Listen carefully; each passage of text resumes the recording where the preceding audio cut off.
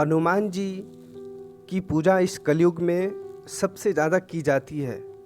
लगभग प्रत्येक घरों में प्रत्येक व्यक्ति के द्वारा हनुमान जी की पूजा की जाती है अपनी मनोकामनाएं पूर्ण करने के लिए, कष्ट को ख़त्म करने के लिए, दुखों का निवारण करने के लिए।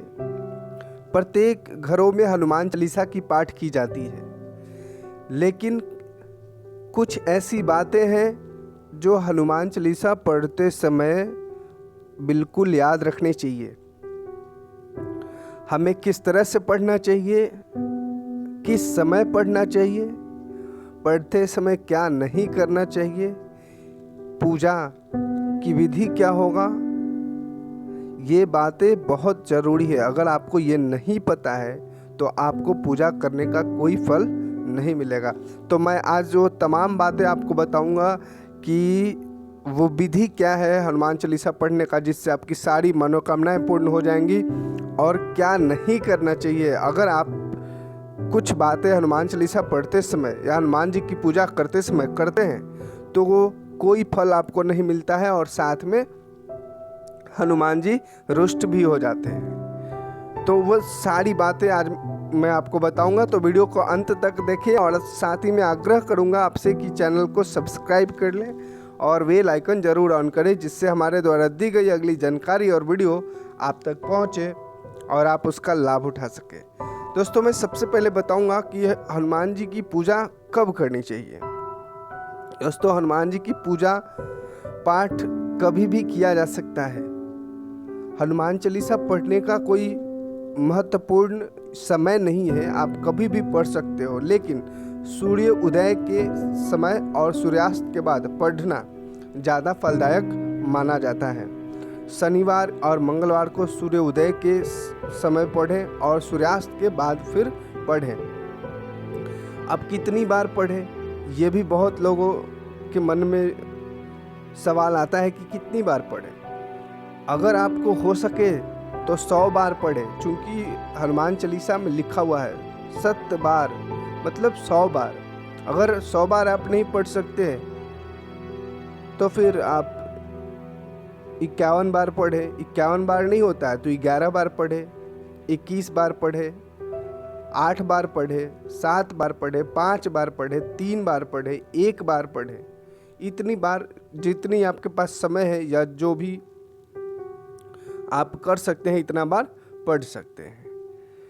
हनुमान चालीसा के पाठ जो करने का विधि है वो पूर्वक है, वो मैं आपको बताता हूँ। सबसे पहले ये कि आप स्नान करके साफ वस्त्र पहने और कोशिश करें कि वो वस्त्र लाल हो तो ज़्यादा फायदेमंद होगा। हनुमान जी का फोटो अपने सामने जरूर रखें, जिसका मुख दक्षिण दिशा की ओर होना चाहिए, और साथ में उन्हें नीचे लाल कपड़े पे उनकी फोटो या प्रतिमा रखें। गाय का घी या तिल का तेल का दीपक अगर जलाते हैं आप, तो आपका जो पूजा है वो 3 गुना बढ़ कर के उसका फल आपको मिलता है। साथ में भोग जरूर लगाएं, गुड़ या बूंदी के लड्डू का भोग लगाना चाहिए। अगर ऐसा लगातार आप 11 मंगलवार करते हैं तो हनुमान जी की कृपा बिल्कुल आप पर मिलेगी। हनुमान चालीसा का पाठ करते समय एक बात और है, हनुमान चालीसा का पाठ करते समय हमेशा नहा धोकर साफ कपड़े पहने, और उस दरमियान मांस, मदिरा, शराब ना घर में कोई यूज करे और ना आप। घर में भी किसी का अगर कोई उपयोग करता है और उस घर में हनुमान चालीसा की पाठ होती है तो फिर कोई फ़ायदा नहीं मिलता। मतलब घर के कोई भी सदस्य इस तरह की चीज़ें ना करें, तभी आपको फ़ायदा मिलेगा। और मन में पूरी श्रद्धा और विश्वास होना चाहिए। हनुमान चालीसा के पाठ करने से हमें बहुत तरीके के फ़ायदे हो सकते हैं, जैसे कि आज मैं आपको पूरी बात बताऊंगा।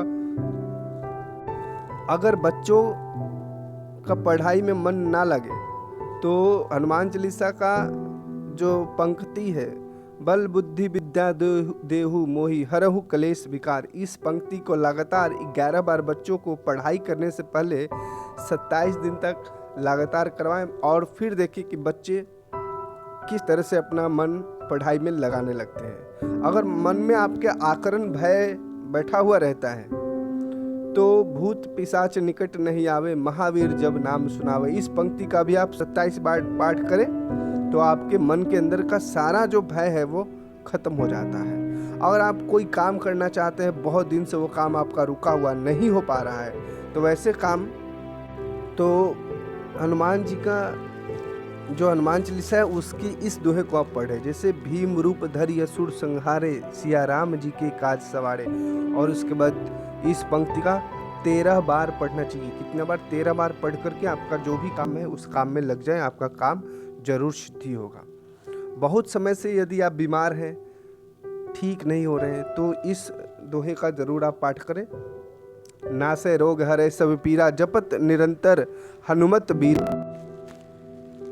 इस पंक्ति का 7 बार पाठ करना चाहिए। कितना बार? 7 बार, लगातार 41 दिनों तक। प्राणों पर यदि संकट आ गया हो तो उस समय संकट मिटे सब पीरा, जो सुमरे हनुमत बलबीरा। इस पंक्ति को मन में लगातार पढ़ते रहना चाहिए जब तक कि संकट टल नहीं जाता है। हनुमान चालीसा का पाठ मनचाहा वरदान देता है। अगर आप इस तरह से पढ़ते हैं तो हनुमान चालीसा का पाठ रोग, दोष, शोक, कलह, क्लेश, आपदा और विपदा को टालता है। हनुमान चालीसा का पाठ विधि पूर्वक करने से मनोवांछित फल की प्राप्ति होती है, दुष्ट लोगों से रक्षा होती है।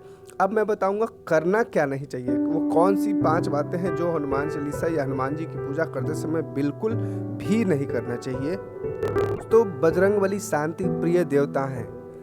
अगर इनकी साधना करते समय या उसके पहले अगर आपको गुस्सा है या मन शांत नहीं है तो या क्रोध आ रहा हो, तो ऐसे में हनुमान जी की पूजा बिल्कुल ना करें, क्योंकि ऐसे में गलत विचारें आएंगे और आपका मन भटक जाएगा, जिससे हनुमान जी नारुष्ट होते हैं और पूजा का आपको कोई फल नहीं मिलेगा। दोस्तों, बहुत कम ही लोगों को पता है कि हनुमान जी की पूजा में चरणामृत का प्रयोग नहीं किया जाता है। साथ ही बजरंगबली की खंडित अथवा टूटी मूर्ति का पूजा करना भी वर्जित है। तो ऐसी उनकी पूजा में चरणामृत का उपयोग बिल्कुल ना करें। हनुमान जी जितने बलशाली देवता हैं उतने ही शांत हैं। उनका व्यक्तित्व तो पूजा के दिन भूलकर भी क्रोध न करे, राम नाम का नाम लेते रहें। दोस्तों, हनुमान जी की साधना, आराधना या व्रत रखने वाले व्यक्ति को मंगलवार या हनुमान जयंती या शनिवार को नमक का सेवन बिल्कुल नहीं करना चाहिए। साथ ही इस बात का भी ध्यान रखें कि इन दान में भी दी गई वस्तु, विशेष रूप से मिठाई, स्वयं सेवन ना करें। मतलब जो भी दान वगैरह करते हैं उसमें भी आप सेवन ना करें। तो ये, और अगर आप ऐसी स्त्री के स्पर्श में आ गए हैं जो अशुद्ध है, तो राजस्व से गुजरी है, तो वैसे स्त्री के स्पर्श में आने के बाद आप ना हनुमान जी का नाम लें और ना हनुमान चालीसा पढ़ें। उम्मीद है जानकारी और वीडियो पसंद आया होगा, तो वीडियो को लाइक करें, शेयर करें और चैनल को जरूर सब्सक्राइब करें। जय हनुमान, जय बजरंगबली।